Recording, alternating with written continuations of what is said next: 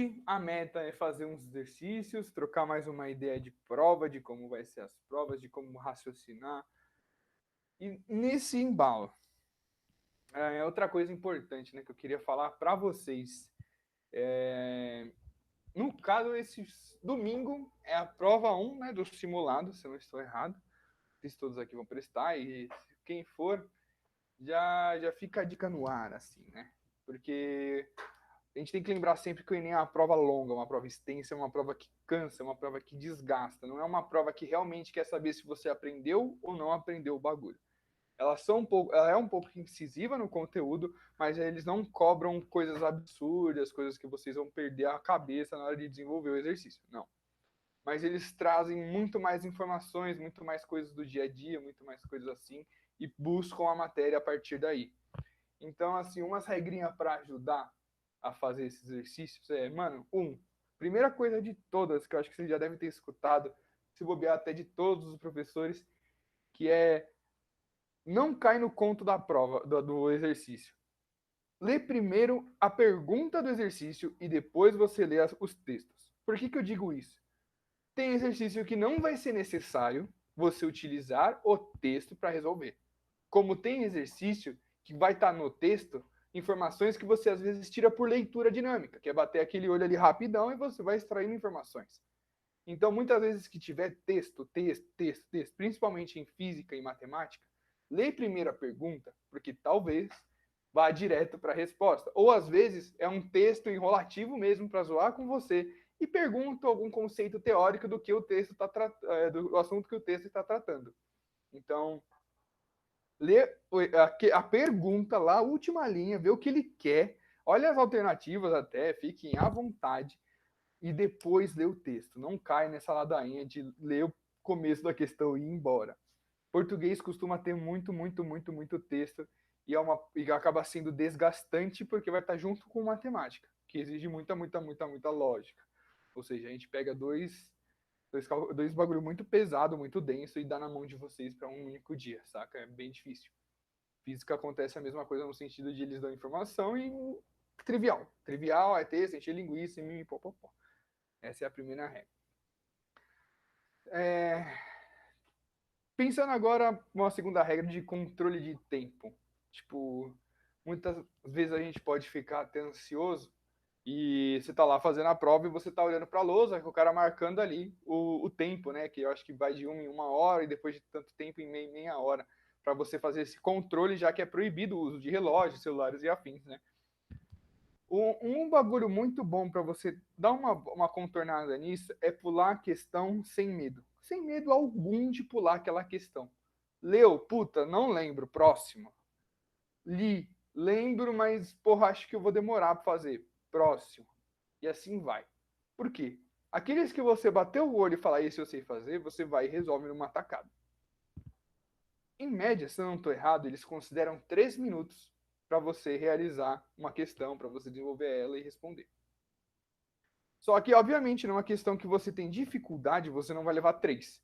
E numa questão que você tem facilidade, você também não vai levar 3. E aí que está o jogo do tempo, né?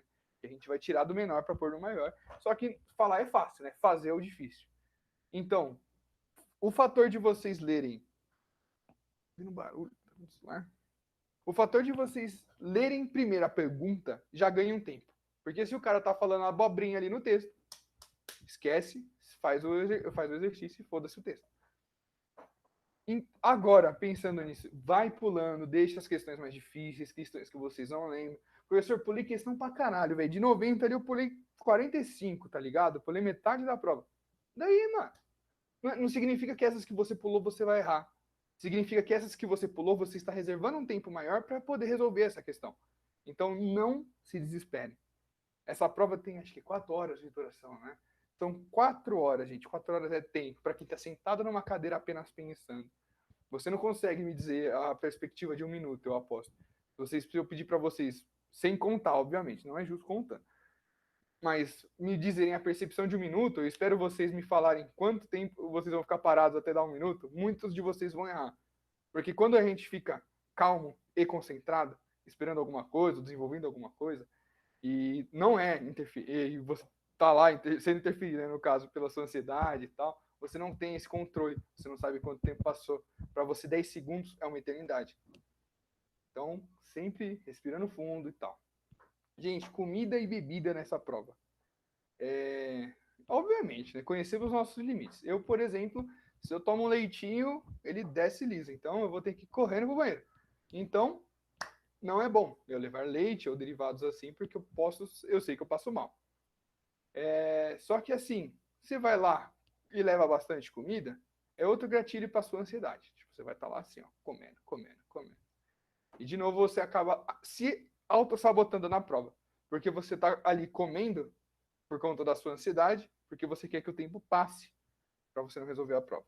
Autossabotagem é a coisa mais bela que o ser humano aprendeu a fazer. E faz muito bem até hoje. E água, muito importante, gente. Não bebe água como um louco porque você está com sede. Não é para você pegar a garrafa de 1,5 litro e virar na sua boca. Bebe devagar e deixa um tempinho a água na boca para dar uma quebra de raciocínio no seu cérebro, para ele entender que você está ficando com muito tempo de água na boca, então você deve estar bebendo muita água. E na verdade você só está controlando. Por quê? Porque você não quer ser o mijão do rolê. Porque para você sair ali para fazer um xixi, mano, no meio dessa prova é uns minutos, tá ligado? E tem gente que surta por causa disso, tá ligado? Porque ó, você vai sair, dependendo de onde você tá, o banheiro é longe, você vai chegar no banheiro, vai ter revista. Se tiver mais de uma pessoa, talvez eles não deixem entrar, depende do banheiro. Então, tipo, os caras embaçam com qualquer merda e é insuportável. Então, vai na calma, bebe água, deixa um tempinho ali na boca, engole, deixa um tempinho ali na boca, engole, para você evitar ter sede, que é o que vai acabar desestabilizando você de verdade nessa prova. O que é mais legal para a gente fazer as provas que a gente tem que ter em mente assim, para não fugir do nosso controle? Em suma, eu acho que esses controles assim, para nós, né, que é de nós para nós, é muito importante, porque a gente costuma vacilar com nós mesmos, e aí é onde a gente se auto-sabota. É uma coisa maravilhosa. Vamos ter então domingo a nossa primeira parte do simulado aí. No caso, eu já separei as questões de física na minha frente. Tudo que a gente já viu em aula dessa parte da termodinâmica vai estar na prova lá. E eu puxei algumas questões já do Enem e eu criei algumas questões também para tentar nivelar a dificuldade. Para não ter um bagulho tão ridículo assim, de difícil, de falar, caralho, ele puxou aqui, hein? Mas também para não ter uma aplicação de fórmula e acabou, saca? Não. A gente tem que desenvolver também o nosso raciocínio. Eu sei que é foda. Eu sei que é foda. Porque o bagulho é tudo confuso, é muita letra, é muito número, eu tô ligado. Mas a gente vai junto desenvolver o raciocínio. Vai ser então, agora voltado, não vai ser o conteúdo da prova inteira, vai ser só o conteúdo essas 4 primeiras aulas aí, basicamente, que é termologia 2, transformações gasosas, e a parte de conversão de termômetros e conversão de medidas também, que isso vai estar usualmente na prova de vocês. Outra coisa importante, não aconteceu ainda, não chegamos ali ainda, mas muitos assuntos da física, eles se relacionam. Por exemplo, vocês devem estar vendo energia e potência. Eu não sei se já devem estar vendo, se já viram ou se vão ver, mas um desses 3 tempos verbais vocês vão. E nessa parte de energia e transformações, temos a parte de potência também, que é a potência é a dissipação, né, de energia, a quantidade que ele oferece em determinado momento. Só que a gente está estudando aqui calor, e o calor também entra na forma de energia. Aí você me pergunta, professor, então as fórmulas que eu aprendi em potência na física, elas vão aparecer de novo em termologia? Elas podem fazer isso? E eu respondo que podem. E é isso que pode ser que acabe dificultando as coisas na prova. Não tentem achar que o conteúdo é simples e reto e tal. A gente tem que tentar sair da caixinha. Por quê?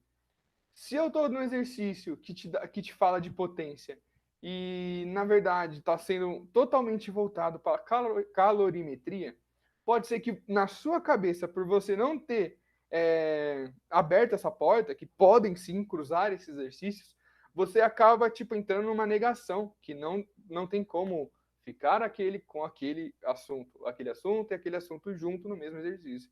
Você acaba se negando ali e acaba dificultando para você, porque você não vai conseguir enxergar a relação que eles estão cobrando. Então, eu dei o exemplo de potência, porque a potência ela aparece em diversos setores, e de calor também ela é muito comum. Só que, por exemplo, a potência, vamos dizer assim, a forma resumida da potência é a energia dividido pelo tempo, que é o quanto ele distribui de energia por segundo e tal, ou em determinado período de tempo. Se o calor é uma espécie de energia, então todas as formas que você vê potência e ela está lá, energia, quantidade de energia, você pode colocar ali o calor e substituir as vertentes pelas vertentes de calor. Porque, por exemplo, se a gente está falando aqui de calor, de temperatura e tal, não faz sentido eu estar contando elétron para saber a carga elétrica do rolê. Se a minha energia, na real, ela é térmica e não elétrica. Então, são essas as adaptações que vão surgir ao longo do caminho. Eu não sei se vocês já viram também, mas a mesma coisa acontece no movimento retilíneo e no movimento circular. As formas são basicamente as mesmas. O que acontece? Que no movimento circular, a gente vai ter o limite, que é o raio, que é a distância da extremidade até o centro do círculo.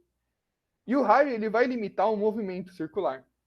Então, toda vez que você tem, sei lá, a velocidade de um movimento retilíneo uniforme, você quer passar, vamos dizer assim, e você quer descobrir o movimento angular dele, a velocidade angular dele, você divide pelo raio, porque é a limitação de movimento dele. Então, essas coisas na física, elas andam de mãos juntas.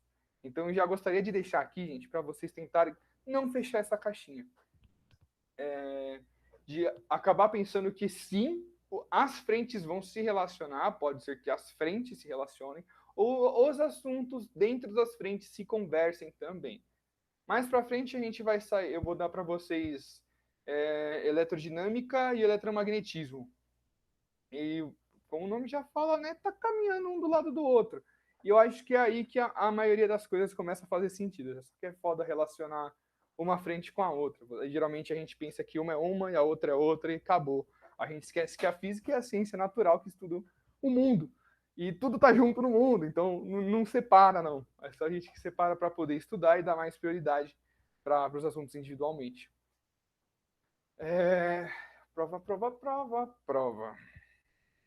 É isso, gente. Agora, o que eu tinha preparado para nós hoje. Como a prova já é no domingo, isso aí. Vamos passar bem rápido ali nas aulas anteriores para fazer uma breve revisão. Na última aula, que é transformações gasosas, a gente vai tomar um pouco mais de tempo e aí exercício, beleza? E a ideia, como eu falei antes, tentar, se vocês conseguirem aí pegar um papelzinho, uma caneta, eu vou deixar aqui a tela com o exercício. E aí a gente vai resolvendo junto. Conversando e trocando ideias e expondo raciocínios. Porque assim, eu não consigo ler pensamento ainda. Quando eu conseguir, mano, eu vou resolver o problema de todos os meus alunos. Que é falar, olha, o seu erro de raciocínio foi onde? Então, conversa. Precisamos de trocar ideias. E outra coisa também importante, gente, duas, na verdade. Uma, troquem opiniões de vocês assim também, é sempre importante. É sempre bom também ouvir outra pessoa pensando. Porque, assim, não necessariamente o destino final pode ser chego pelo mesmo caminho, né? Vocês, alunos, podem ambos alcançarem a universidade por diversos caminhos, saca? Cada um teve a sua trajetória, cada um teve os seus perrengues, saca? E isso é bom porque às vezes a forma de pensar do outro não é a mesma da sua, só que às vezes ele dá um empurrão na sua, que o bagulho é genial, é melhor que o professor explicando. Você ouviu da boca do coleguinha ali e caiu a ficha. Coisa que às vezes um cara, 2 horas na sua frente, não conseguiu fazer. Então, trocar experiências assim, gente, é sempre importante. E terceiro, verdade, não tenham medo de errar. Mano, você é pra errar, mas erra com força e erra aqui comigo, tá ligado? Tipo, chuta o balde, fala merda mesmo, fala o imbecil. E assim, não vou, em hipótese alguma, tipo, como já aconteceu comigo, imagino que também já deve ter acontecido algo com alguém aí, de você fazer uma pergunta séria ali, professor, porque você não entendeu, e o cara responder que é babaca, que é trivial, que é uma pergunta ridícula e era para você ter prestado mais atenção na aula, sabe? Eu acho que isso é muito desestimulante. Eu acho que isso é um péssimo jeito de você corrigir o aluno, saca? Independente se ele prestou atenção ou não no momento da explicação, ele tem direito de saber aquilo. Então, eu não nego. Então, gente, é para errar com força. É para errar agora, é para errar com vontade. Porque no dia do Enem é só acerto, é só vitória. Entendeu? Então, vamos começando aí. Nossa, tem 1h20, tá muito tranquilo, gente. A tela inteira. Tela 2.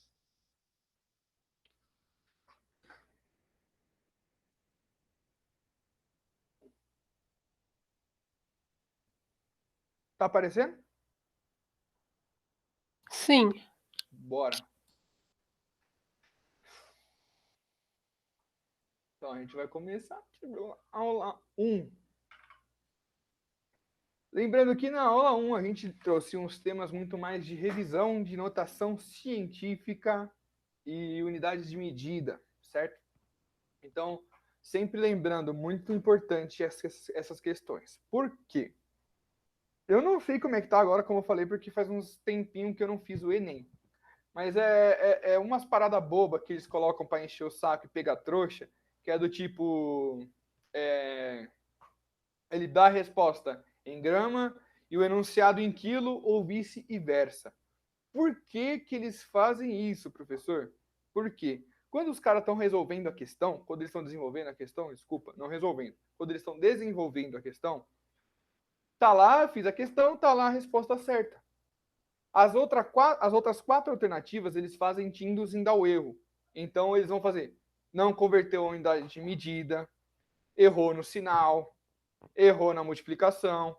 E eles vão colocar essas respostas para te darem segurança. Porque quando você cometeu esse erro na prova, como você foi o único que viu, né? Você está fazendo a prova sozinho, teve ninguém para falar, ô, tá errado. Você vai cair de boca e você vai ter certeza que você acertou, quando na verdade está errado. Então, muita atenção em conversão de unidade de medida. A unidade de medida, gente, só serve para dimensionar e quantificar. Não faz sentido a gente se pesar em microgramas pelo nosso tamanho, como também, sei lá, não faz sentido eu querer, sei lá, eu já sei, não faz sentido eu querer falar de armazenamento de computador, ou seja, o HD, certo? Em byte, certo? Eu sempre falo em giga ou em tera, que é o que está aí na telinha aí com os maiores, pá. Mas tem mais para cima ainda, com certeza tem. Notação científica é uma parada que eles não pegam muito assim para bater, mas é sempre bom lembrar nas regras de notação científica. Pode ser que eu acho mais improvável de aparecer algo pesando na sua mão ali em relação à notação científica. Mas, como eu falei, lá existem regras. Quais são as regras, professor? O número ele não pode ser maior que 10 aqui. Ele não pode ser maior que 10. Ele pode até 9,99999. Ficou 10, automaticamente vai aumentar uma potência aqui. Então, por isso que não existe notação científica com duas casas antes da vírgula. Gente, como vocês estão de notação científica? Fala pro tio aqui. E conversão de unidade de medida também. Tipo, se não entendeu alguma coisa, se ficou com alguma dúvida em determinado momento, a gente vai seguir. Pode seguir?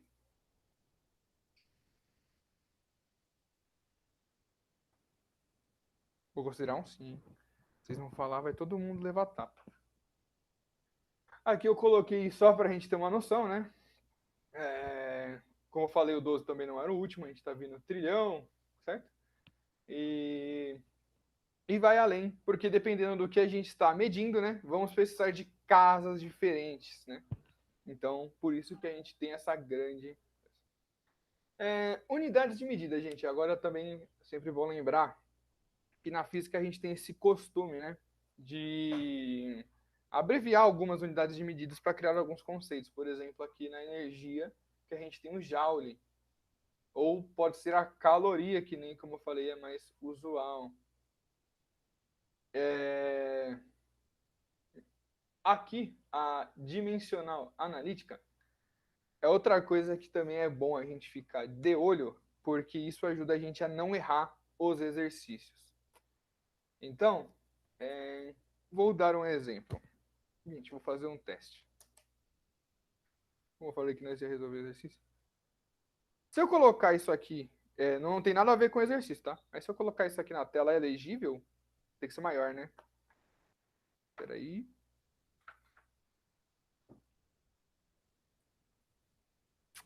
Melhor assim.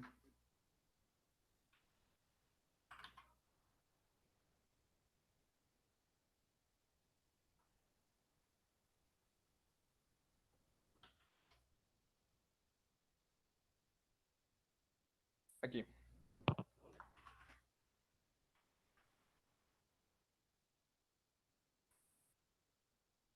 MC. Olha onde ele tá aqui, ó. Esse pilantra. E a variação de temperatura. Certo? Essa aqui é a nossa fórmula do calor sensível, que é quando temos o ganho de energia ou perca de energia de determinada substância que vai acabar mudando a sua temperatura. Na análise dimensional, o que a gente costuma fazer para evitar erro? Saca? Puta, cara, esqueci que unidade de medida que é o quê? Eu não sei o que esse que é, não faço ideia da unidade de medida. Fingimos que não sabemos o que é caloria, o que é se é caloria, se é joule, etc. Quando a gente faz a análise dimensional, a gente está buscando pegar só o que é de interessante nas unidades de medidas e trazer para a conta. Vai virar uma conta totalmente literal e ela não precisa de números para ser resolvida por ser totalmente literal. E ela também não vai te dar a resposta, ela vai te dar a unidade de medida da resposta. Então, ó, nesse caso aqui, o que é a unidade de medida que a gente não sabe, certo? A massa, a gente já sabe, certo? A massa a gente sabe que são em gramas. A massa está multiplicando o calor específico. O calor específico, deixa eu vir aqui, porque já, né? Eu nunca lembro.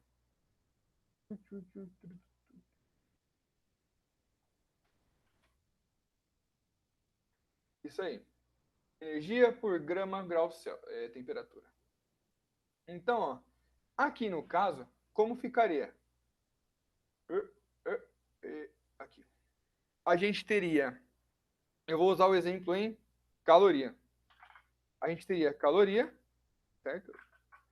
Por grama, que ele também aparece aqui. Vamos lá. Grama e grau Celsius. Não vou pôr grau Celsius, vou pôr T para ficar mais simples, tá? Que é a temperatura. Certo? Até aqui, o que eu estou escrevendo? Eu estou escrevendo como se fosse resolvendo o exercício, porém ignorando os números e olhando apenas para as unidades de medidas dele. Tá? Tá, beleza. Variação de temperatura, temos de novo a unidade de medida em temperatura. Certo? Tudo bem até aqui? Beleza. Se não tiver, gente, Sim. vocês falam aí, ó, não entendi, caralho, aí eu paro. Mas se não tiver o caralho no final, não paro. Ó,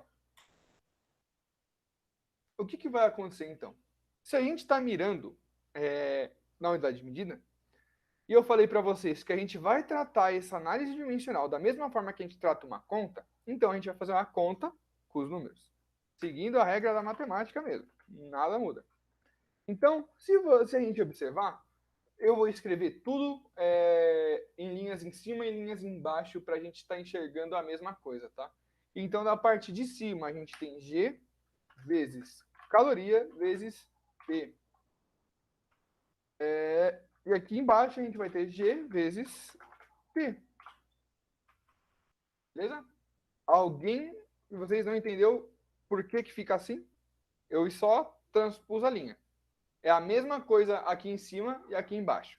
Não tem nenhuma diferença. Entendi, sim. Entendeu? Perfeito. Bruno, se tiver aí e você não entender, é a mesma história. Fala, não entendi, entendeu? Não precisa falar nada. A gente vai seguir no jogo. Resolvendo. Esse aqui tá uma delícia, por quê? Porque ele só é multiplicação e divisão. Então a gente, valeu, brabo. Então a gente só vai fazer aqueles famosos corta, corta, corta, corta, tá ligado? Então, como que a gente descobre a unidade de medida do quê? Se a gente tem G em cima e G embaixo, a gente pode cortar, certo? E se a gente ter T em cima e T embaixo, a gente pode cortar também. Significa que no final, o Q ele vai ser igual à caloria. Então, Professor, eu não sei se você viu, mas o Bruno respondeu que entendeu sim. eu vi, obrigado. Eu tô com um olho na tela da lousa e um olho na tela de vocês. Tô vendo tudo. Mas obrigado. Então, ó, como a gente consegue fazer, vamos dizer, esses cortes, né, que são operações matemáticas, a gente consegue descobrir, por consequência, a unidade de medida atrelada ao quê? Professor, isso aí funciona para todas as fórmulas? Sim, funciona para todas as fórmulas. Professor, isso funciona fora de fórmula? Se eu estiver resolvendo. Se eu estiver resolvendo um exercício, professor, eu estou usando lá raciocínio, um mix de fórmulas e tal, eu não sei onde eu fui parar. Não sei a unidade de medida. Se eu fizer isso, vai dar certo? Vai dar certo. Provavelmente, já vou antecipar para vocês terem um conforto no coração, é muito incomum a gente ver a soma na análise dimensional ou até mesmo a subtração na análise dimensional. Por quê? Porque quando a gente está falando de unidades de medida, a gente trabalha com números concretos ou quando ocorrem variações, no sentido, por exemplo, da velocidade, que a gente tem um deslocamento dependendo de uma quantidade de tempo, certo? Então, o que vai acontecer? Por que o tempo não é deslocamento menos... Nossa, gente, tô um analfabeto teclado aqui, ó. Menos tempo. Por que não se escreve assim? No caso, eu não preciso, acho que eu não preciso explicar, né? Porque não faz sentido algum, né? A gente está descontando duas medidas totalmente diferentes. A gente está pegando aqui, olha, eu tenho 30 metros, eu vou tirar 10 segundos dele. Não faz sentido algum isso. Então, quando a gente fala por, já deixa entendido na nossa cabeça que é divisão, certo? No caso, outra coisa importante, na leitura, quando está do mesmo lado, ou seja, mesmo lado, né? Em cima ou embaixo. Aqui, por exemplo, na parte de cima, eu leria grama, caloria, grau Celsius, no caso, eu coloquei T aqui, mas grau Celsius teria que ser a temperatura. Tudo junto por grama, grau Celsius. Então, quando você vai ler tudo socado, e quando você vai ler tudo socado de novo, em cima e embaixo. A barra só vai ser o por, saca? Para diferenciar para você quem está em cima e quem está embaixo. Gente, beleza até aqui? Tranquilo. Bora. Então, beleza. Aqui são algumas unidades de medida, né, que a gente estava falando. Certo. Aqui é as de... Ah, tá. Aqui são as unidades de medidas do Sistema Internacional de Medidas. É importante utilizar o Sistema Internacional de Medidas? 99% dos exercícios estão já no Sistema Universal de Medidas. Esses 1% é onde a gente vai na contramão, né? Tipo, por exemplo, a nossa querida caloria, que tanto eu já puxei a orelha, porque a porra é joule, velho, não é caloria. Mas a gente faz em caloria. Então vão ser casos assim, vamos dizer, marcantes e específicos que vocês vão fugir do Sistema Internacional de Medidas. Beleza? Aqui temos a conversão. Sempre lembrando das potências de 10. A gente pode fazer do método contando a vírgula. Ou lembrar, né? Aqui, achei que estava em outro slide. Ou lembrar da divisão, da gente realizar a nossa divisão e subtrair as potências de 10. Lembrando isso das regrinhas de potência. Outra coisa, gente, de verdade. Isso aqui já... Isso aqui acho que nem tem...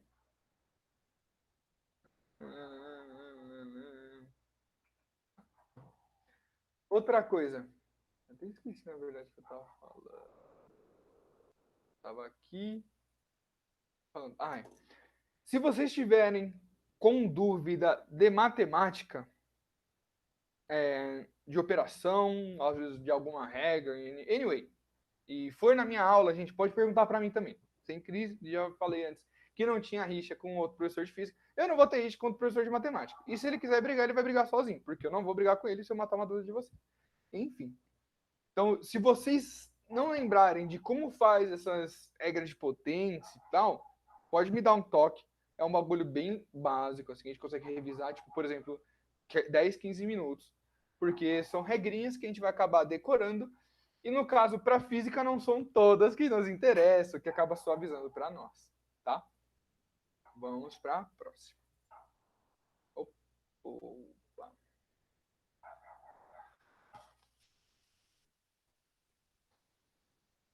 Professor, você tá fazendo revisão da matéria ou fazendo exercício? Não, agora é revisão. O exercício vai Tá. ter no final, tá? Eu tô aqui doida, como que ele tá resolvendo isso daqui? Não. Agora a gente está fazendo uma revisão para dar uma refrescada também, porque a gente concluiu esse módulo aí da parte térmica com a última aula de gases. A gente vai entrar em elétrica na próxima aula já. Beleza. E vai ter a prova, né? Eu pensei em juntar essa revisão com os exercícios, porque eu também, quando a gente tá num quadro legal, a gente não tá fora do tempo, não. Tá de boa. Tá. Deu uma acertada já. Então, beleza.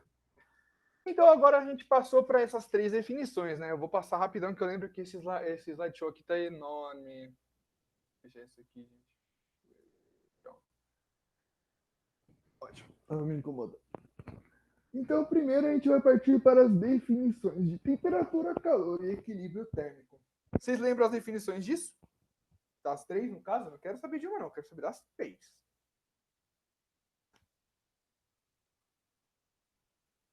Não. Nada. Não lembra de nada. O que é temperatura? Vamos começar, né, pelo mais básico. Temperatura é um volume de um corpo. A temperatura é um volume de um corpo? Sim. Volume. Tá. Calor.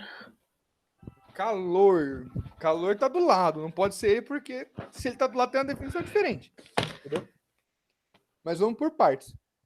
Primeiro, por que não é o volume? Volume também é outra definição, é um outro conceito. Volume é um conceito de espaço. Certo? No caso, a temperatura, ela tem um conceito. Quando a sua mãe fala assim, porra, vou tirar sua temperatura, pra saber se você está com febre. Sim. A temperatura do corpo humano, ela varia de 36 e tantantã até 37, quase 38, né? Que 38 é febre. Sim. Então, o que é essa temperatura que a sua mãe tirou de você? O que é esse calor que a sua mãe está tirando de você?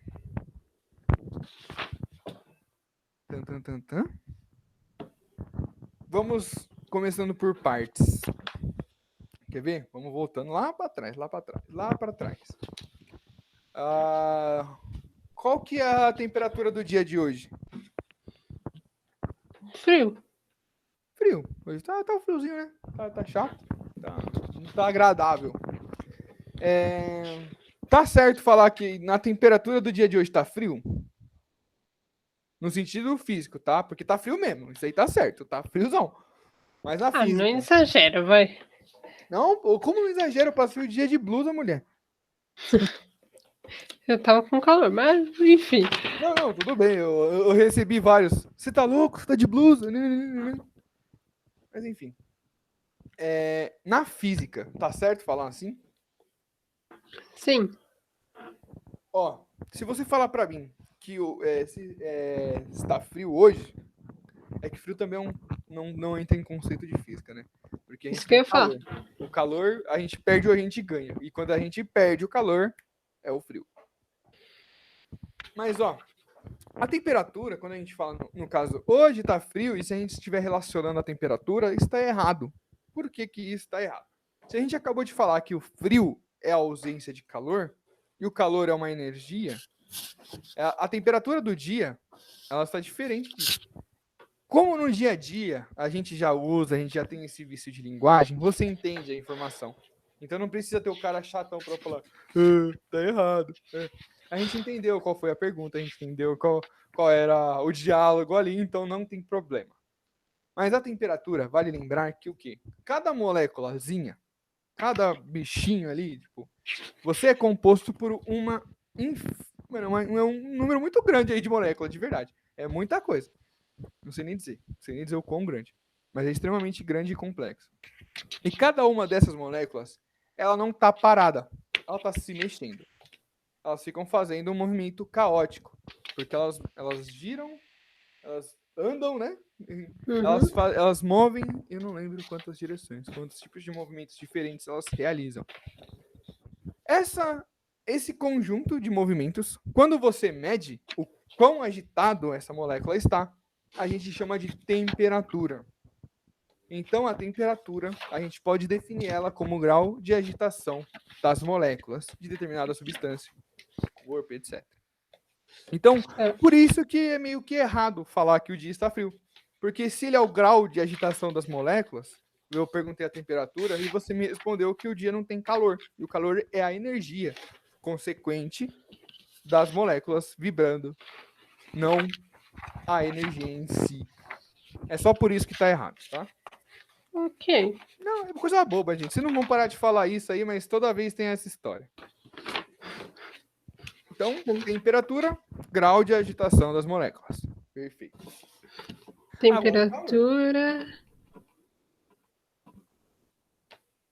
Grau de agitação das moléculas. Isso aí. E agora é o calor. O que é o calor?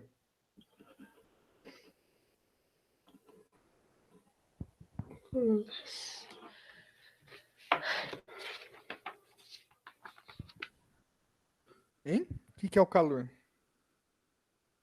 Chuta, pode chutar, chuta longe. Vamos lá.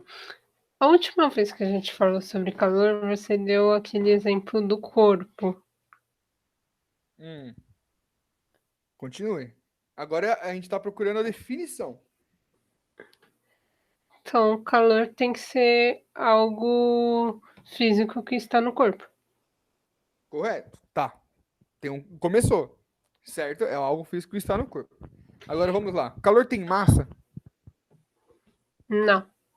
O calor não pesa, né? Então não dá. Mas também agita as moléculas. Agita as moléculas. Se ele não tem massa, mas ele agita as moléculas, o que ele é?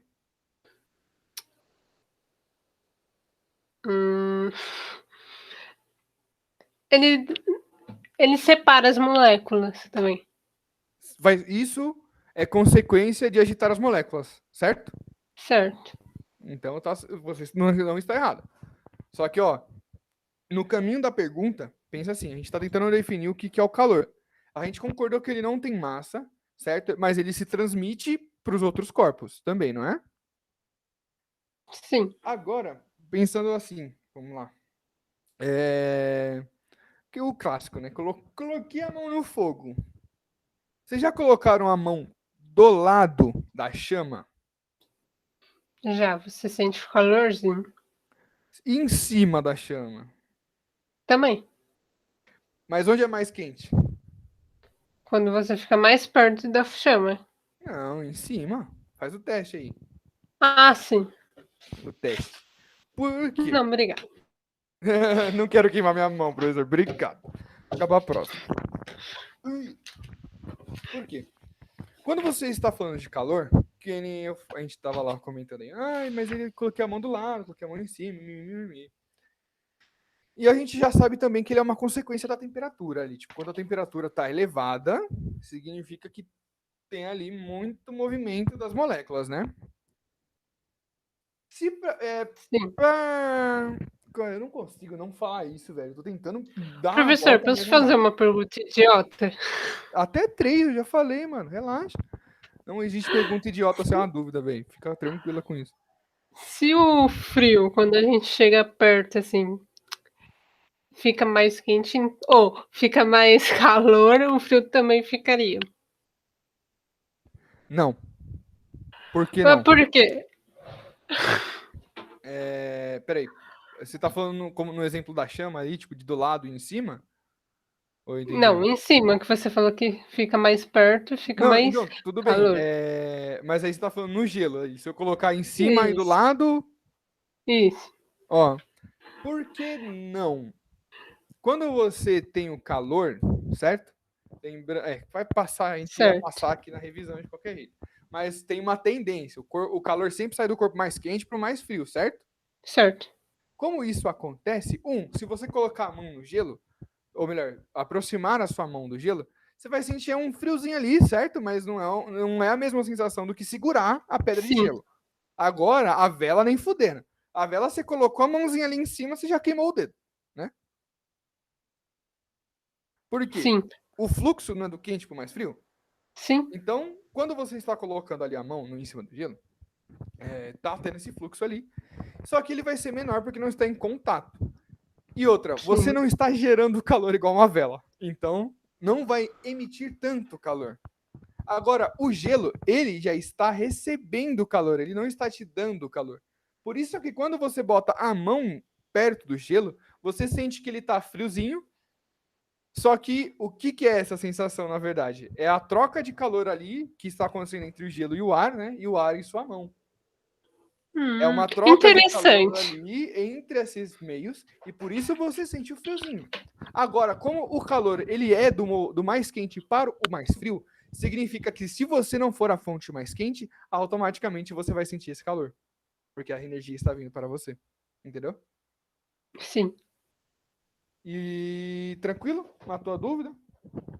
Não, de boas. É que tem certas dúvidas minhas que eu quero sempre tirar na Mano, questão da física, que é interessante. não é nem questão de ser interessante. É um erro que a gente cometeu aqui como ser humano, né? De afastar a física na escola, né? No caso, a gente afastou ela da realidade. Ela tá muito longe da realidade. Você fica desenhando átomo, você fica calculando coisa, você utiliza a fórmula que cara que só vai ver na faculdade, aquele autor da fórmula. Entendeu? Não é uma parada como, por exemplo, velocidade e tempo, que tá no nosso Interessante. dia a dia, que nem a gente anda, a gente corre, a gente perde o ônibus, tá ligado? Isso é uma coisa mais no dia a dia. Agora, se eu perguntei para vocês aquela vez por que cozinha mais rápido na panela de pressão e ninguém soube me responder. E saca, é um bagulho da física termodinâmica que a gente tá vendo aqui, que a gente vê todo santo dia quando a mãe tá fazendo feijão, quando vai ter aquela carne de panela, a gente vê toda vez. Mas ninguém sabe o porquê que ele cozinha mais rápido, se é o mesmo fogão e a panela só tá fechada. Entendeu? Então, traz Sim. as suas dúvidas, mesmo que elas não tenham a ver com o assunto, que se eu souber o conceito físico que tá ali, às vezes te ajuda a entender o que tá acontecendo. Às vezes te dá uma virada na chavinha ali, porque é difícil mostrar para você uma fusão nuclear, mas eu consigo botar uma panela no fogo, entendeu? Tipo, são grandes divergências aí que a física fala muito pra gente. É muito legal estudar energia atômica, bomba atômica, os caralho. Mas aí a gente não vai ver uma e eu espero não ver mesmo. É muito fora da realidade. É fora da realidade, exatamente. Tipo, a gente teve 2 bombas atômicas no mundo Desculpa. para falar que não vamos fazer mais. Pode falar.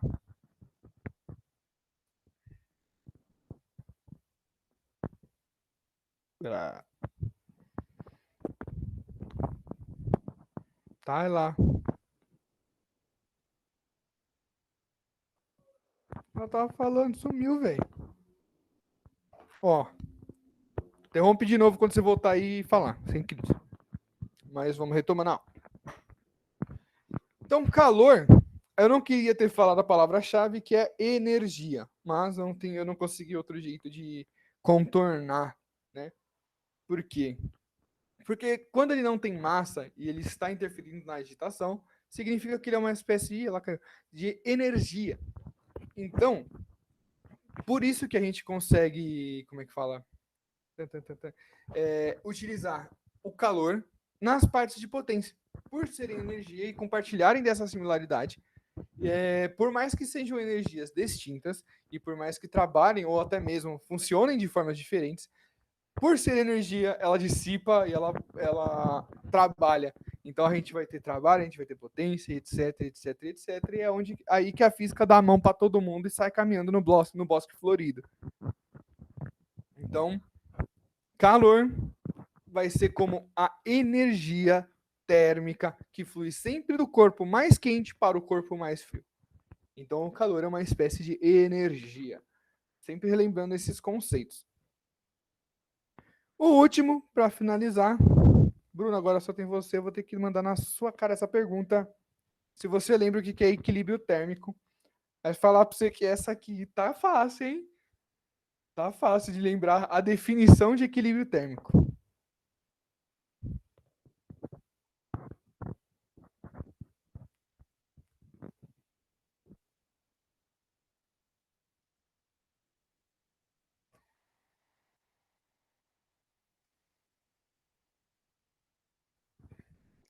Perfeito, moleque. Poucas palavras e é isso. Quando dois corpos distintos atingem a mesma temperatura, a gente vai ter o equilíbrio térmico. Isso aqui é o mais tranquilo na definição, porque é uma benção pensar nisso, né? Porque as definições anteriores estavam mais difíceis. Aqui ficou mais fácil. Que é aquele o conceito de equilíbrio térmico. O problema realmente não é pensar que eles vão ficar na mesma temperatura, e sim calcular, né? Que é o pós. Como que chegou até ali, como que eles chegaram na mesma temperatura. Então, temos temperatura, grau de agitação das moléculas, calor, que vai ser essa energia térmica que vai fluir do corpo mais quente para o corpo mais frio, e o equilíbrio térmico, que é depois das trocas de calor realizadas entre os corpos, eles vão buscar sempre atingir a mesma temperatura e atingir o equilíbrio térmico. É o conceito mais tranquilo, mas é uma das contas mais chatas de se fazer. Temperatura. Não quero conta. Calor. Ah, tá. Aqui tem que falar. Não é necessariamente. Eu coloquei na parte de troca de calor, mas já vou comentar que não é necessariamente nas trocas de calor, tá? Que isso vai se referir. Mas são como a energia do calor consegue passar para os outros corpos. Não necessariamente ela está voltada para o equilíbrio, mas é sempre que ela passa por algum desses meios. Não só quando ela atinge o equilíbrio térmico que ela passou por um desses meios. A condução é o processo de transferência de calor que ocorre principalmente nos sólidos e só acontece em meios materiais, porque como o próprio nome fala condução, se a gente está conduzindo e é meio sólido, é porque está tendo contato, ou seja, o átomo está ali em contato com outro átomo, passando energia. Se vocês querem um exemplo disso aí, eu coloquei a lava resfriando, né? É isso aí, porque ela sai, né? Ela sai esse magma para fora para a crosta terrestre e ele começa a resfriar, porque na temperatura interna da Terra o bagulho tava a 1.000.000 e aqui fora tá frio, tá frio. Se tivesse vulcão em São Bernardo não tinha como, porque ele ia apagar. Mas é isso aí. Conforme a lava vai saindo pelo GIF aí, a gente vai ver que ela vai resfriando e ficando preta. Só que lá atrás ela tá vermelha, porque esse processo de resfriamento é dado pela condução térmica. Ela perde calor gradativamente, átomo a átomo ali, molécula a molécula, e vai passando. Esses aqui, condução, convecção e radiação, costuma aparecer na prova, porque é como, vamos dizer, ocorre, né, as trocas de calor, pode falar assim. Como vai trocar calor por essas fórmulas, às vezes ele vai te comentar de trocas de calor, mas ele não quer saber das contas, etc. Ele quer saber como ocorreram essas trocas. E é muito importante estar ligado no estado físico que essa matéria se encontra, estado físico, a temperatura.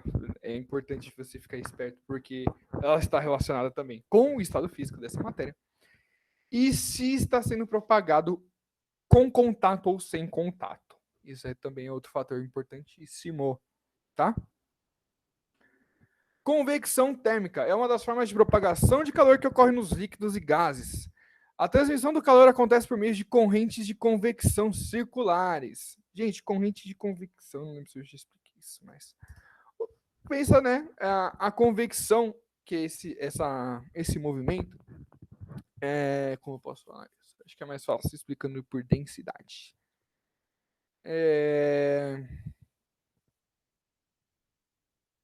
Isso, essa é uma excelente pergunta, hein? Puta, devia ter botado essa na prova. Mas eu acho que eu também já falei aqui. Por que No caso, não tem nada a ver tem sim, a ver com convecção térmica, mas tem um exemplo melhor de convecção térmica que eu vou dar depois.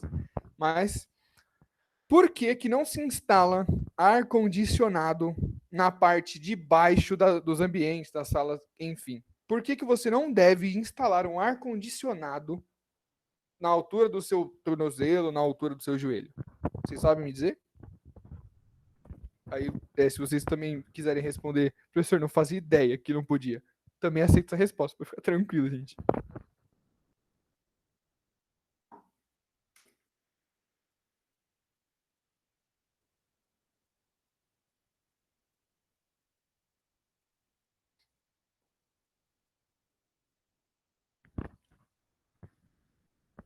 Ninguém sabe porque o ar-condicionado não pode ser instalado na parte de baixo?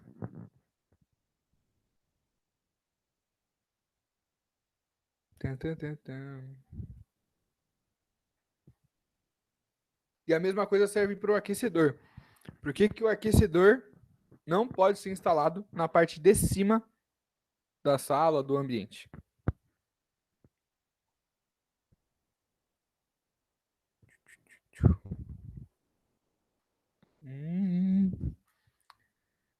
Essa é uma pergunta clássica assim que acontece. Inclusive, dentro desse assunto, eu tive uma professora de física que não lembro qual que era a marca, não lembro a marca, mas que ela processou uma marca que estava vendendo um produto que prometia ser no mesmo produto aquecedor e ar-condicionado.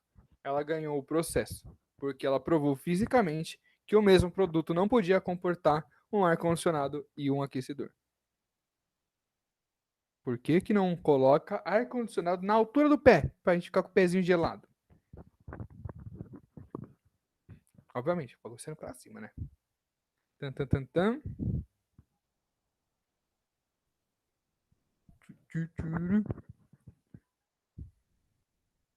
Vamos encaminhando a passos leves, assim, para que o calor sobe. Você acertou. Se você parar pra pensar, e realmente, é só por causa disso. Se o calor sobe, o frio desce, né? Consequência. Se eu instalei o ar-condicionado embaixo, ele vai descer para onde? Logo, a gente vai ficar com o pé gelado para sempre e a sala vai estar quente. A mesma coisa o aquecedor. Se você colocar ele na parte de cima da sala, Leila, tranquilo, arruma aí, de boa. Se você coloca o aquecedor na parte de cima, o calor sobe. Se o calor sobe, ele vai ficar no seu teto. Então, novamente, não funciona.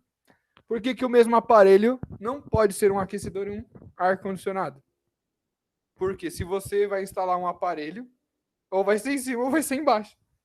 Logo, quando você comprava esse aparelho, você tinha que escolher se você ia usar ele de ar-condicionado ou de aquecedor. Por isso que ela ganhou o processo. Porque o aparelho ele não cumpria com as duas funções que ele prometia, porque é fisicamente impossível. No caso da convecção, correntes de convecções, eu estava falando no caso dessas correntes de calor, só obedece, justamente por conta disso. Porque é comum, pela densidade, né? O ar quente ele é menos denso do que o ar frio. O ar frio ele é mais denso. Então você cria essa corrente onde o ar quente ele vai subir e o ar frio ele vai descer. Conforme as trocas de temperatura, a troca da temperatura vai acontecer, aquele ar que estava frio vai esquentar e aquele ar que estava quente vai esfriar. E essas são as nossas correntes de convecção. No caso, a panela de pressão é o melhor exemplo disso, porque o fogo está ali embaixo, ó, queimando, queimando, queimando. A água ganha, a água evapora, na teoria, né? Vamos dizer assim, ela vai subir, que eu falei para vocês, ela vai criar, vai condensar, né? E vai gerar a pressão. Parte da água vai pressionar, vai criar uma pressão maior do que uma atmosfera dentro da panela, fazendo com que a temperatura da água líquida passe de 100 graus Celsius, por isso que a gente consegue ferver as coisas mais rápido lá dentro. E quando essa panela, vamos dizer assim, vai atingir o equilíbrio entre a água estado vapor e a água estado líquido, vai começar a criar as correntes de convecção, que vai ser essa troca constante de calor entre as correntes da lá de vapor, que vai fazer o frio subir, depois que ele aquecer, e o quente esfriar, e ele vai acabar descendo. Tranquilo? Convecção. Vai ser criadas as correntes. É mais comum em líquidos e gases justamente por isso. Como que a gente vai ter um fluxo se não tem... como a gente vai ter um fluxo de sólidos, né? É meio difícil de a gente ver isso. É possível? Sim, se você pensar numa vazão de areia, a gente tem um fluxo de sólidos. Mas aqui a gente vai priorizar aquecimentos no líquido e no gás, tá? Por fim, radiação térmica. A radiação térmica, ela é dada por ondas. E essas ondinhas que vão saindo por aí, que vai transferir esse calor. Então, o sol que tá lá na casa do caralho, quando tá de bom humor, ele esquenta a gente e até faz a gente pegar um bronze. E ele tá muito, muito, muito longe e você tá sentindo o calor dele, porque passou como forma de onda, essa onda chega até a gente e nos esquenta. A mesma coisa, a mão em cima da vela também é por radiação térmica. Beleza? Desafio, bora pra próxima. Esse aqui já foi.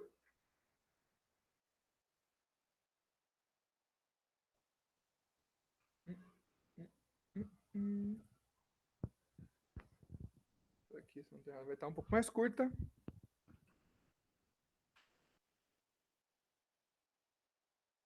Certo? Calor específico. Vamos lembrar, grava pela definição. Quantidade de calor necessária para variar 1 grama, variar 1 grau Celsius a cada 1 grama. Certo? Esse é o nosso calor específico. Então, quando você tem aquele valor do Czinho, você já consegue calcular a partir do valor do Czinho a variação da temperatura de determinada substância, tá? Mas aí, se não tivesse a fórmula, ia ser mais etapas e tal. Então, a fórmula reduz isso pra gente. Calor sensível. Calor sensível já é aquele Qzão. É o que está do outro lado da fórmula, do outro lado do C. Esse calor sensível, a gente já está quantificando essa energia. Entendeu? Então, o calor sensível é essa quantidade de calor. Lembrando sempre, o calor sensível de um corpo, ele vai estar alterando a sua temperatura. Não consegue alterar a partir do calor sensível o estado físico da matéria. Ele só vai mudar de temperatura. Aqui é a fórmula do nosso calor sensível, certo? O nosso Qzão, que era o cara que eu estava falando aí. MC e o delta teta. O M como massa, o C como nosso calor específico, o delta teta como uma variação de temperatura. E o Q que é a nossa quantidade de energia, que é o nosso calor sensível. Tá? Aqui eu acho que deve estar um pouco mais fresco na memória, porque a gente trabalhou mais com essas fórmulas, né? A gente viu mais elas. Lembrando que recebeu energia, temperatura aumenta, perdeu energia, temperatura diminui. É sempre fluxo do calor do mais quente para o mais frio. Sempre lembrando, tem que passar isso. Capacidade térmica. A capacidade térmica é diferente do calor sensível. Ambas são representadas pela letra C, mas no calor sensível é C minúsculo e na capacidade térmica é C maiúsculo. Então ela vai indicar para a gente quanto um corpo absorve ou perde calor com a variação da temperatura. Ou seja, em vez de a gente ver o quanto que ele precisa para se mexer, quanto que ele precisa de energia para mexer um grau de temperatura, a gente vai fazer a conta inversa. A gente vai descobrir quanto de calor eu retiro daquele corpo para ele tirar 1 grau Celsius. Ixi, eu vou fechar a porta.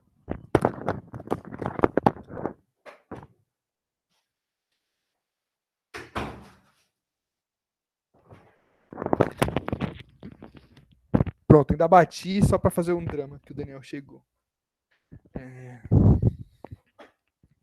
Tranquilo até agora, gente. Capacidade térmica. Estamos só passando essa revisãozinha aí, essa maratona. De boas, professor. De boas. Então vamos seguir. Mano, perdeu. Professor, não vou mentir pro senhor, não. É isso mesmo. Não sei mentiras aqui, que é só minha avó tinha... Minha avó acabou de ligar e eu perdi um pouco do que você explicou, mas tudo bem. Não, tudo bem, sem crise alguma. Capacidade térmica é o que você perdeu, essa parte aí? Tudo que o senhor explicou, mas fica na paz, depois eu assisto. Olha, eu só vou aceitar dessa vez porque tem meia hora aí e a gente vai fazer exercício ainda hoje. Tá? Beleza. Mas, mano, aquela história, já lembrando sempre. Se quiser chamar no zap, já falei que eu vou responder, não importa a hora, fiquem à vontade, matem suas dúvidas. Quem morrer com dúvida é Relaxa. corno. Sempre eu faço isso. Beleza, calor sensível, na adicional. Aqui. Esse aqui é bom. Calor latente. Se o calor sensível indica a quantidade de calor que a gente vai ter para realizar as mudanças de temperatura da substância, quando ela estiver mudando o seu estado físico, que nem eu tinha explicado que funciona de maneira diferente lá na substância, ela não vai mais aumentar ou diminuir de temperatura, mas sim a energia que ela está recebendo, que essa substância está recebendo, vai ser utilizada para fazer a mutação do estado físico, seja do sólido para o líquido, do líquido para o gás, ou do líquido para o gás, ou do sólido para o líquido. Não importa. Toda vez que você está perdendo, no caso recebendo, e você está alterando o estado físico que se encontra essa matéria, você vai chamar de calor latente. Fórmula do calor latente é o Q mole, o Q igual ml, onde o Q é a quantidade de novo de energia, certo? Caloria, joule, etc. A massa é o M e o L é o nosso calor latente, que agora ele está nos indicando a energia que ele precisa para quebrar a proximidade, a força intramolecular, entre as moléculas. Aqui eu coloquei esse gráfico do calor latente. Vamos lá, assim, lembrando que não está só o latente, né? Toda vez que nós vamos ter, eu sempre vou repetir assim, barras paralelas ao eixo X, significa que não está ocorrendo a variação da temperatura, que está relacionada ao eixo Y. Ou seja, toda vez que a gente tem essa barra aí que está paralela ao eixo X, né, que é a parte de baixo, significa que não está aumentando para cima nem para baixo, ele só está indo ou para a esquerda ou para a direita. O que acontece? Se ele não está indo para cima nem para baixo, significa que a temperatura não está mudando. Se não está mudando, está recebendo cada vez mais calor, né? Porque estamos caminhando do zero até o infinito no calor recebido. E a gente consegue ver aqui que está ganhando calor, mas não está ganhando temperatura. Então a gente sabe que aqui está ocorrendo calor latente. E aqui no caso, a gente sabe que está ocorrendo o ganho de calor e ocorrendo a mudança da temperatura junto com o ganho de calor. Então a gente consegue identificar calor sensível. Agora, o jeito mais besta da gente decorar. Você viu uma barra? Caralho, apertei aqui. Mas era aqui. Você viu uma barra? Seja ela para cima ou para baixo? Ixi, meu teclado não tem barra, gente. Deixa quieto. Barra que eu queria dizer é isso aqui. Meu mouse. Barra. Tá vendo esses negócios inclinado que não é reto? Calor sensível. Reto, retinho, retinho. Calor latente. Professor, vai ter uma reta aí, tipo, uma dessas linhas, ela pode estar 100% na vertical? Não. Por que não? Porque não vai ter como aumentar a temperatura, certo? Que é mover na vertical, sem você ganhar calor. Só ocorre o oposto por conta do calor latente, que não ocorre mudança de temperatura. Tudo triplo, tal, troca de calor. Lembrando sempre, nas trocas de calor, como a gente estava lembrando aí, que o Bruno já falou que a gente precisa de dois corpos da mesma temperatura para atingir o equilíbrio térmico. Quando a gente vai ter essa troca de calor, então, visando atingir o equilíbrio térmico, quando a gente está no ambiente ideal, sendo assim como o ideal, não perdemos calor para o meio, ou seja, se você não perder esse calor para o meio, se eu não perder esse calor para o meio, eu nunca sentiria frio nem calor, porque eu não perco calor para o meio. Então, quando não ocorre essa perca de calor ou esse ganho de calor pelo meio, a gente chama de situação ideal, que é como se eu pegasse dois corpos distintos e eles entrassem em equilíbrio térmico apenas em relação a eles mesmos. Apenas perdeu temperatura um e ganhou temperatura outro. O ar, a mesa, onde esse objeto está, não interfere. Isso é o cenário ideal. Tá? Se o cenário ideal significa que o calor cedido tem que ser igual ao nosso calor recebido, a gente vai ter então que o Q cedido mais o Q recebido tem que ser igual a zero. Sempre assim. Tranquilo, gente? Se eu não estou errado, aqui vai ser só exercício. E é isso aí. Agora, a nossa última aula, que eu acho que foi também um pouco a mais densa aí, tal, da revisão, que é transformações gasosas, certo? Lembrando que, assim, a gente foi caminhando, né? Lembrando de hoje mesmo, a gente viu que era temperatura, aí do nada foi para um negócio que era calor, que era energia consequente dessa temperatura. Aí depois a gente viu trocas de calor, tipo, os corpos trocando calores. E aí entra esse tema que tá um pouco fora, né? Antes foi tipo termodinâmica 1, 2 e 3, e agora entramos em transformações gasosas. Transformações gasosas entram nessa parte do estudo das energias térmicas de física, porque quando você pega uma substância e coloca ela no estado gasoso, significa que a substância ela não está utilizando mais energia para manter os seus átomos próximos. Essa interação entre suas moléculas é muito baixa. Então não é igual ao sólido, que você não consegue, que você consegue ter uma forma específica e ter um volume específico. Um gás, ele não possui forma e nem volume definido. Só que então, se você esquenta o gás, esquenta o gás, esquenta o gás, esquenta o gás, esquenta o gás, e continua esquentando o gás, e depois para finalizar você esquenta o gás, não tem como mudar o estado físico, ele vai apenas mudar a temperatura.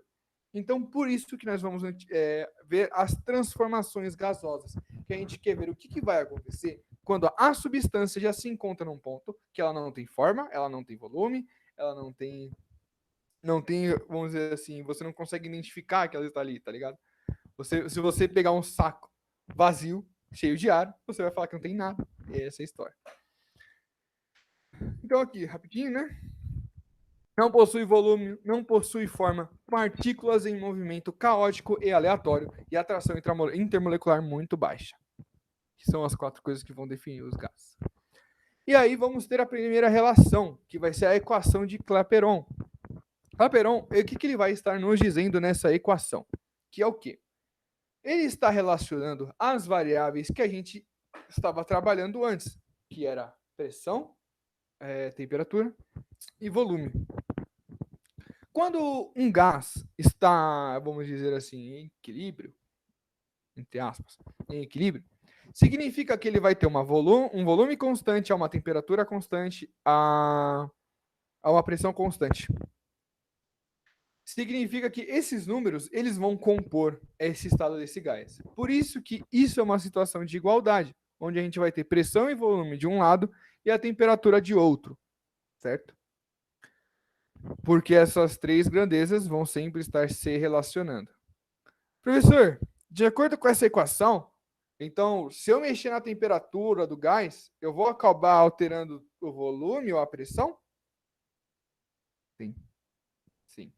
Por quê? Toda vez que você mexe de um lado, você vai interferir no outro, obrigatoriamente.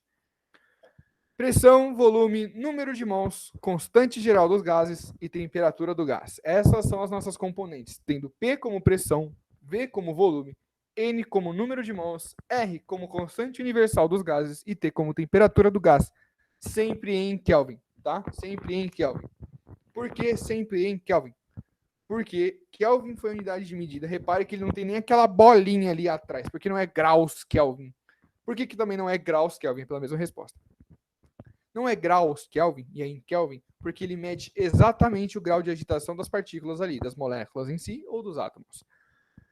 Se você está a 0 Kelvin, significa que aquele átomo, aquela substância está parada, ela não se mexe, e a gente chama isso de zero absoluto. Por conta de ser essa unidade de medida, vamos dizer, a mais próxima, a que indica o comportamento do gás, a gente trabalha com Kelvin. Só por isso, gente. Aí a outra dúvida, número de mols. Professor, que porra é essa aí? O que é mol? Gente, eu vou deixar dessa vez pro cara da química. Eu comentei bem pouco sobre mols, porque eu já falei que eu não quero entrar nesse assunto, porque eu não quero acabar acarretando dúvidas, sendo que esse número de mols aí vai ser um númerozinho que ele vai pedir ou ele vai te dar, tá bom? Vai ser esse nível. Pressão, volume e temperatura são as coisas que vamos calcular. E o R, que é a constante universal dos gases, por ser uma constante, ela é um número.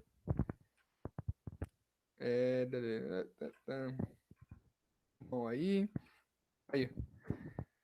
O R tá ali. Eu vi pelo exercício, achei que eu tinha colocado lá no slide. Mas o R, como é sempre constante, é o 0,082. Professor, eu vou ter que decorar isso? Eu arrisco dizer que sim, gente, porque é costume ser dado no exercício. Eles falam assim, considerando a constante universal dos gases, toma. Mas eles podem não dar, tá ligado? Porque é sempre esse número. Então, são aí 0082. Confia, eu acredito que vocês vão decorar. Vamos seguir. Lei geral dos gases, beleza. O que diz a nossa lei geral dos gases? Quando a gente vai alterar o estado termodinâmico do gás, ou seja, volume, pressão, temperatura, ou seja, a gente vai estar alterando aquela questão de Clapeyron. Então, quando ocorre essas mudanças, a gente vai ter que relacionar elas ao estado inicial e ao estado final do gás. Por quê? Como eu falei para vocês, se vocês mexerem em qualquer um dos termos daquela equação, você vai acarretar do outro lado da equação uma diferença. Então, por conta disso, a gente vai trabalhar com duas situações: a situação inicial do gás e a situação final do gás. Ou seja, como você começou o experimento e como você terminou o experimento. E aqui eu só trazendo como informação, se a gente sabe que vai ter um início e um fim, a equação que a gente vai aplicar vai ser a de Clapeyron, em ambos os estados, no final e no inicial. E a gente vai relacionar a equação de Clapeyron justamente pelo número de mols e a constante universal dos gases, porque são dois números que numa transformação gasosa não vai ocorrer mudança. Professor, por que não vai ocorrer mudança de número de mols do gás? Porque todas as variáveis que a gente falou estavam relacionadas, né? Tipo temperatura, pressão e volume. Quando a gente fala de número de mols, a gente já está mexendo na quantidade. Ou seja, para você alterar o número de mols de determinado gás, você tem que adicionar mais gás lá dentro. Então você não está mexendo nas variáveis, né? Você está adicionando matéria. Tá beleza? E aí, chegamos então na seguinte equação, que é a Pivot-Pivotó, né? PVT igual a PVT. Certo? Pressão vezes volume dividido pela temperatura. Gente, beleza até aqui. Que eu vou. Ó.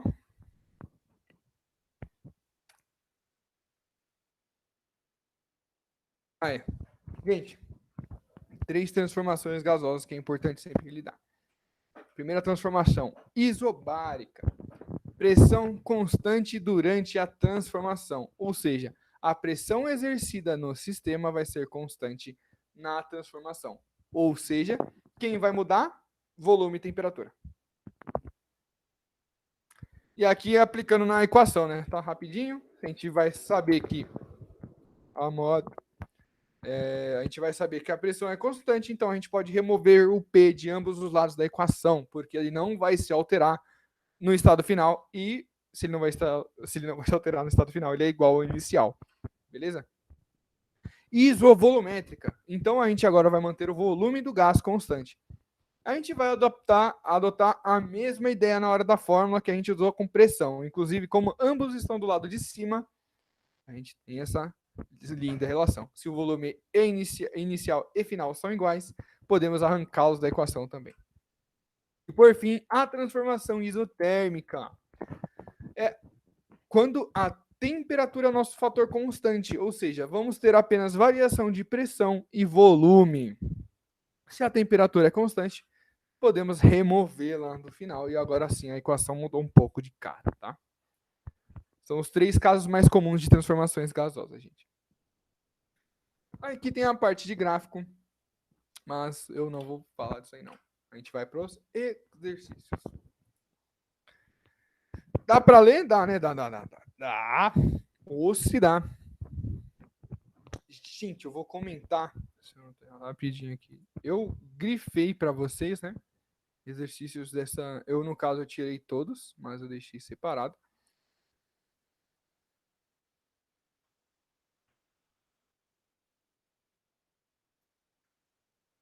1, 2 e 4, certo? 1, 2 e 4.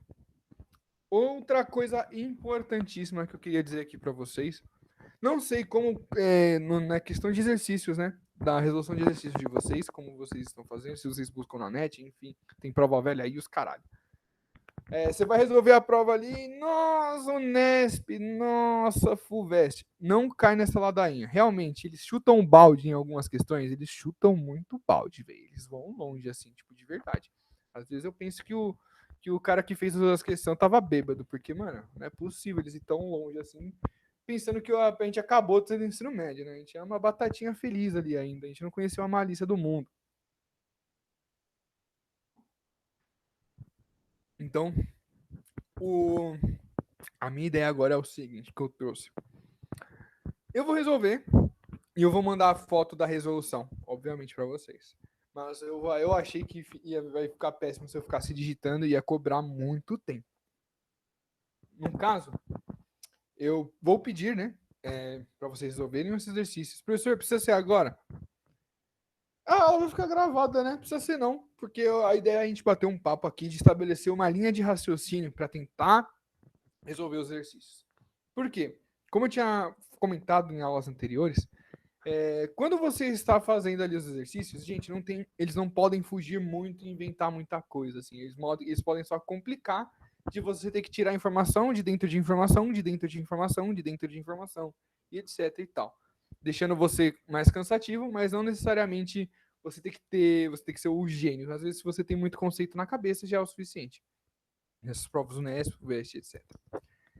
Quando a gente estabelece essa linha para conseguir resolver esse exercício, vocês vão ver que alguns preferem fazer exercício da Unesp, por exemplo, do que do Enem, e nem é brincadeira isso.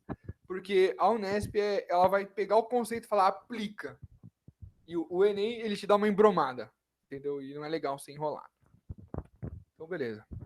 Vamos começar pelo exercício 1.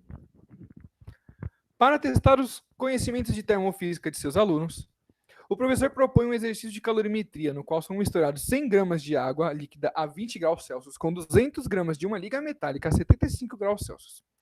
O professor informa que o calor específico da água líquida é 1 caloria por grama grau Celsius e o da liga metálica é de 0,1 caloria por grama grau X, onde X é uma escala arbitrária de temperatura cuja relação com a escala Celsius está representada no gráfico.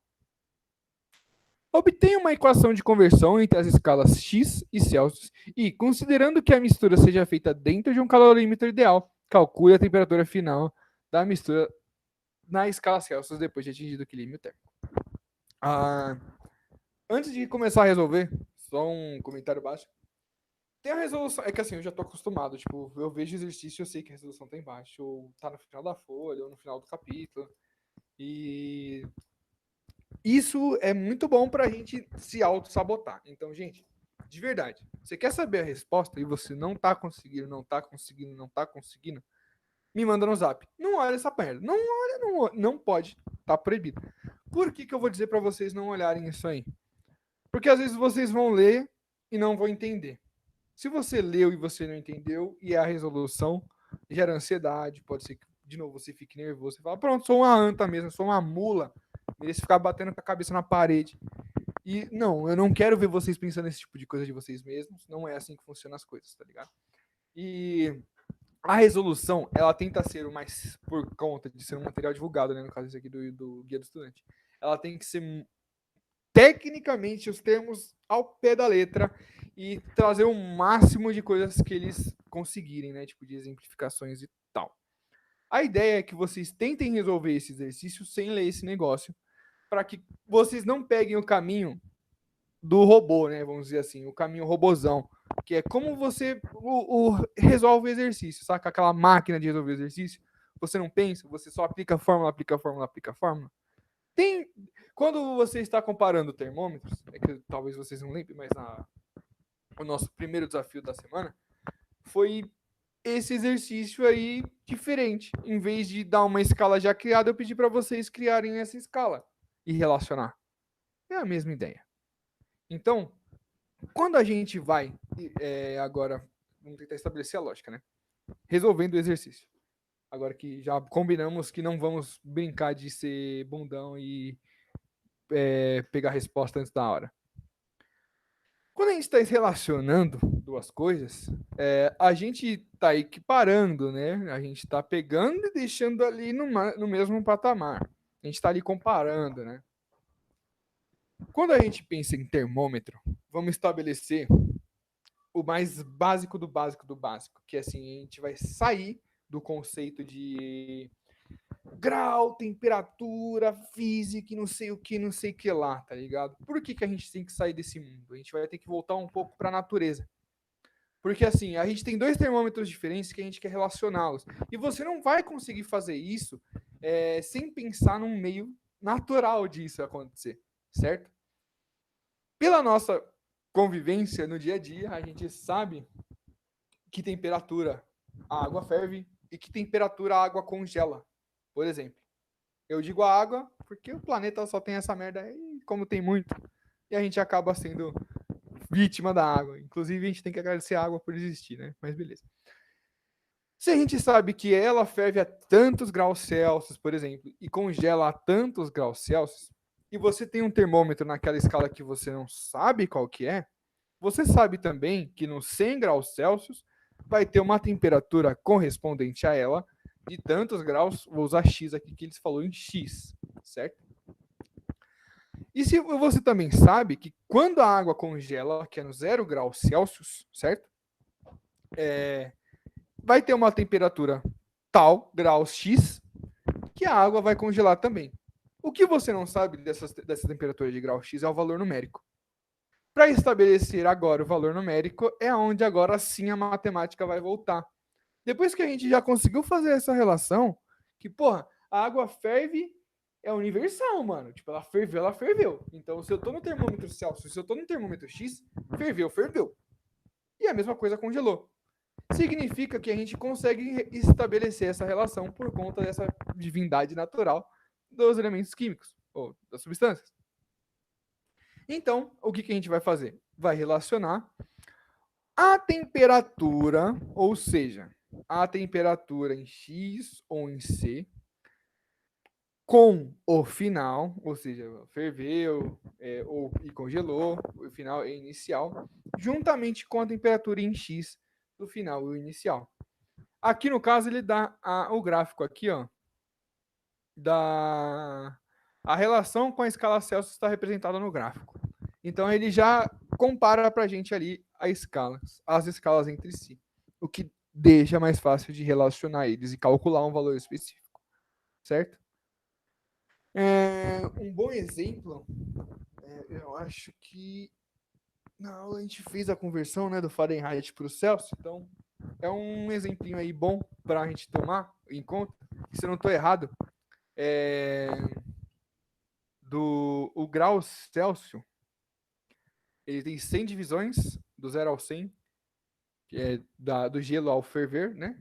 E 180 divisões. O Fahrenheit tem 180 divisões do gelo até ferver. Então, essa é a relação deles, né? Que é... Eu vou mandar no chat.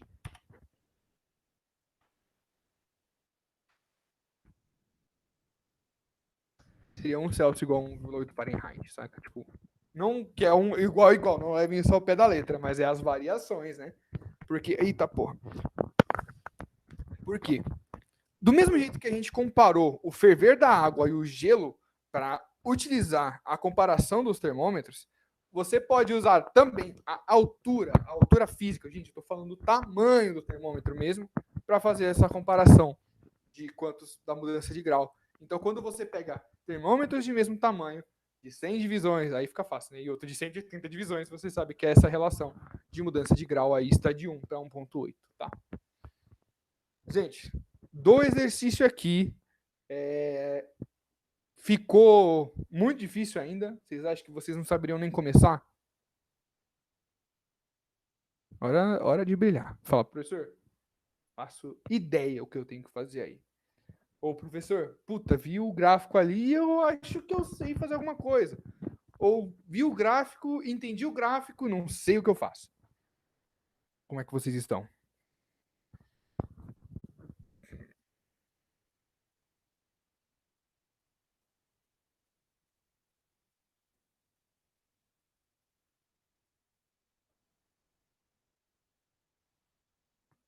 Meio perdido?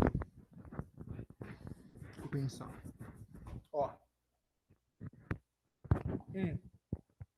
Uma parte que você realmente precisa entender. Ah, beleza, gente. Tem que falar, porra. Se vocês não falar, como eu falei. Eu não vou saber nunca. Se vocês estão perdidos, não sabem o que faz. Primeira parte que eu acho que tem que entrar na cabeça de vocês. Quando eu falei da relação da água e do gelo para estabelecer ali os marcadores de temperatura, vocês conseguiram entender o que eu quis dizer com aquilo? Vocês não entenderam essa parte? Porque isso é um setor, tipo, crucial para vocês entenderem isso. Se vocês entenderam essa parte aí da explicação. Gente, se vocês também não entenderam, vocês não falam, professor, não entendi.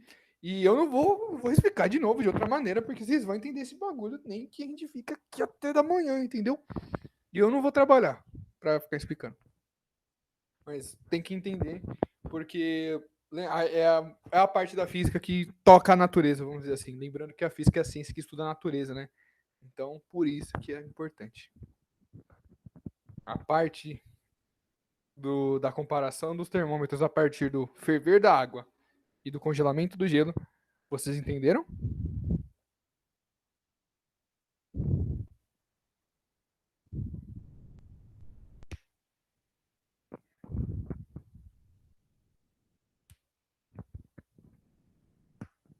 Professor, Fala. não dá pro senhor colocar isso numa lousa? Mano, infelizmente não. Ai, professor. E o máximo que eu consigo fazer aqui rapidinho. Deixa eu ver. Puta. Nem vai dar certo.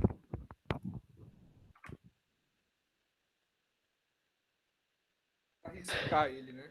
Se diz. Até dá, mas é que eu vou ter que riscar no mouse. Ah, tudo bem.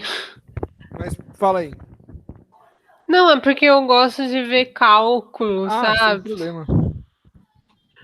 Mas se não der, fazer o quê? Não, é que eu, no caso. Nossa, eu queria. Eu não tenho, mas um dia eu vou ter. Que é as lousinhas digitalizadoras. Que isso aí é um adianto. Porque a mão no mouse é horrível para fazer as contas e tal, mas escrevendo ia ser tudo mais fácil. Mas ó, pensa nesse exercício aqui, ó, e dando dicas, né? Lembrando que a gente estava falando ali da relação natural, do ferver da água com congelamento do gelo, porque a gente sabe que são dois pontos naturais que vão ter temperaturas iguais, mesmo estando em diferentes escalas. Ou seja, 100 graus Celsius, 212 Fahrenheit, 373 Kelvin. Ambas as temperaturas que eu falei agora indicam o mesmo grau de agitação das moléculas, porém de formas diferentes. Quando a gente criou esse termômetro X aqui nesse exercício, ele deu essa relação que é o 0,1 caloria por grama grau X, e ele deu o gráfico aqui, ó. E dando dicas, hein? Tô sendo bonzinho. Se a gente sabe que aqui, no caso que a gente estava falando ferve, e aqui gela, aqui é o Celsius e aqui é o X. Se a gente procurar mais ou menos assim, mais ou menos, bem mais ou menos.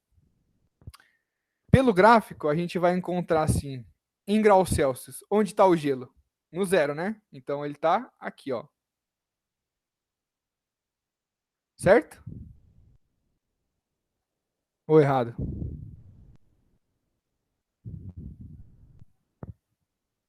Vocês não entenderam, né?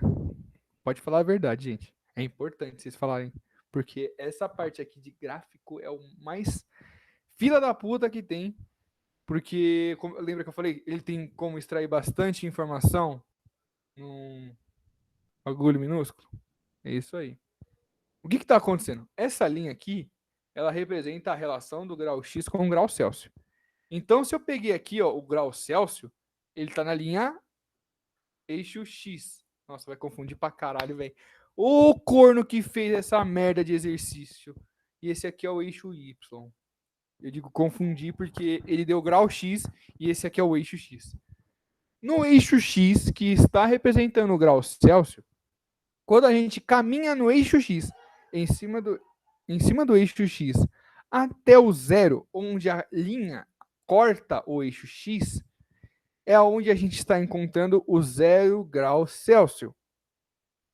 No entanto, a gente está procurando a temperatura em graus X dele. Tá vendo que ia ficar confuso? Porque a gente vai ficar falando X, X, X, X, X, e vai ficar confuso. Mas o que a gente tem que o que a gente tem que ficar de olho? De olho. Quando tá aqui no eixo X, nessa parte aqui, ó, nessa linha, quando você está em cima dessa linha, significa que é o eixo X. Desculpa, é o 0 para o X. E quando você está em cima dessa linha, é o 0 para o Y, certo? Que é o que a gente está procurando. Então, agora, vamos falar a verdade, da verdade aqui. Apaga tudo. Ó, então o que está acontecendo? Vou caminhar em cima do eixo Y e eu vou ver que ele está sendo interceptado aqui, certo?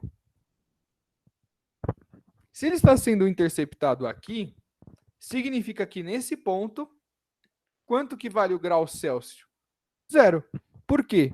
Porque ele não caminhou nem para cá, nem para cá. Por isso que esse aqui é 0 graus Celsius, que vai ser igual. Se ele está aqui, nessa linha, ele tem um valor, certo? Se ele tem um valor, no caso eu risquei em cima, mas é o 25, que vai ser então 25 graus X. Aí, se vocês utilizarem o mesmo raciocínio, só que agora o inverso. A gente viu que aqui, nesse ponto, ele não andou nem para a esquerda nem para a direita. Ficou ali e a gente cortou o eixo Y. E a gente teve o valor de X. Cortou o eixo Y, ou seja, atingiu o eixo Y e obtivemos o valor de X. Significa que quando cortarmos o eixo X, ou seja, apaga. Ou seja, nesse ponto aqui que eu tinha circulado primeiro, cortamos o eixo X, significa que ele não foi para cima e ele nem foi para baixo. Ou seja, 0 graus X é igual. Aí eu também agora, neste momento, eu não sei que valor está ali, porque o gráfico não me indica. Mas agora vocês entenderam um pouco melhor o caminho desse exercício? Não sei se assim ficou mais claro. Porque, gente, análise gráfica, velho, não é um exercício que vai te complicar, que você vai bater a cabeça no teclado de tanta conta que vocês vão fazer. Mas vocês viram que, mano, tem 3 linhas na frente de vocês e eu já extraí informação do cu, né? Parece até que é mentira. Mas não, tá tudo lá. Os gráficos, eles comportam uma quantidade muito grande de informação. Tá, ela e Bruno, manda o feedback. Falta 2 minutos.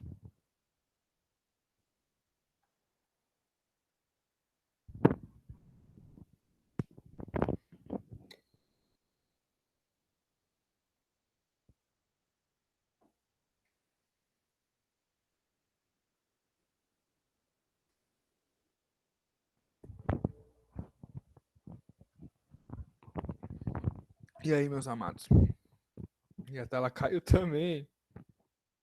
Ficou um pouco mais claro.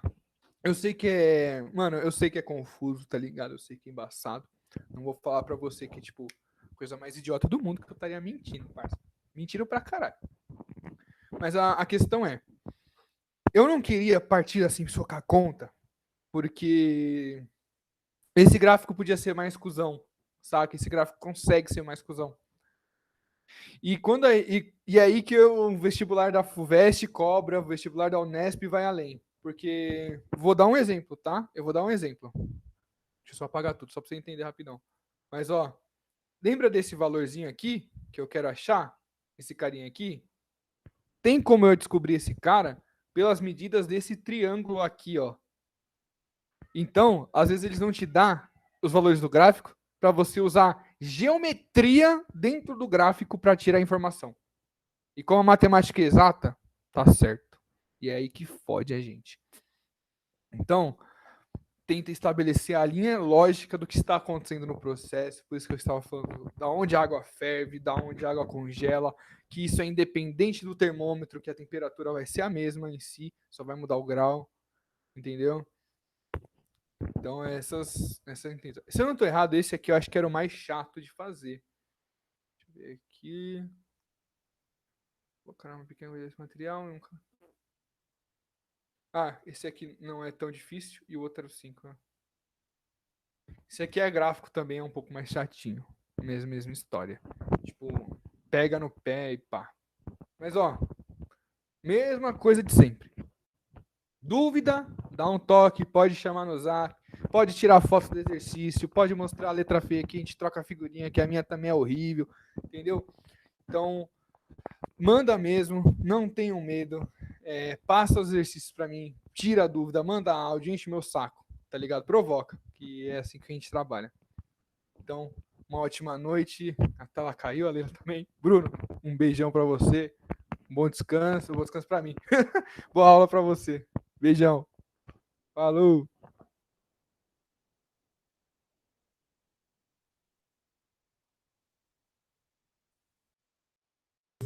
Galera, tá caindo? E aí, pessoal? E aí,